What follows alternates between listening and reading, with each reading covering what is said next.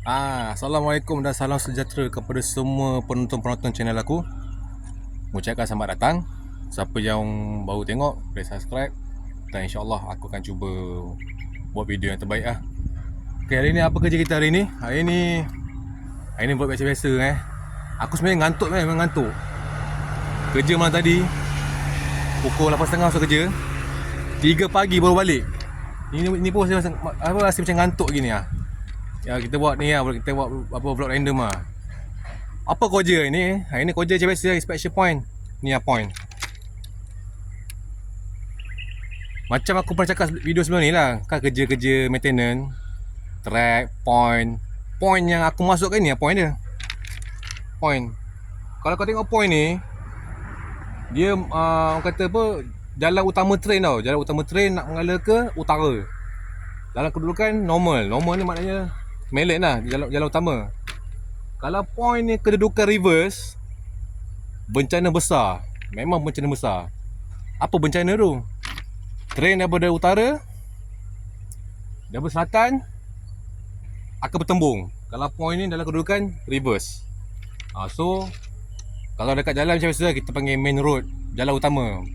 Macam ni kat train, dia menggunakan landasan utama, nak mengalir ke utara. Kalau dia set ke reverse, ke belakang, train depan, train belakang bertembung. Sebab dia punya kedudukan jalan tu, dia akan berubah arah.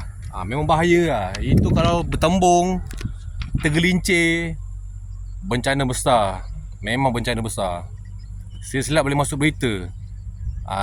Kes train tumbang, tergelincir. Jadi macam ni lah. Hari ni bersama dengan geng MUJ lah, inspection point. Nak check kedudukan ruang, gap, skru. Macam ni lah kerja semboyan.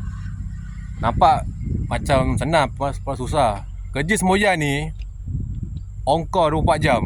Tak kira pagi, petang, siang, malam kau tengah tidur ke apa, akan ada kerja juga. Jabatan semboyan lah. Jabatan lain aku tak tahu lah. Jabatan semboyan memang macam ni lah. Nampak kerja normal, tapi tak normal pun. Walaupun masuk pagi, balik petang 5.30, tapi kalau ada rosak apa petang kena call juga. Itulah jabatan semboyan kalau nak tahu. Itulah.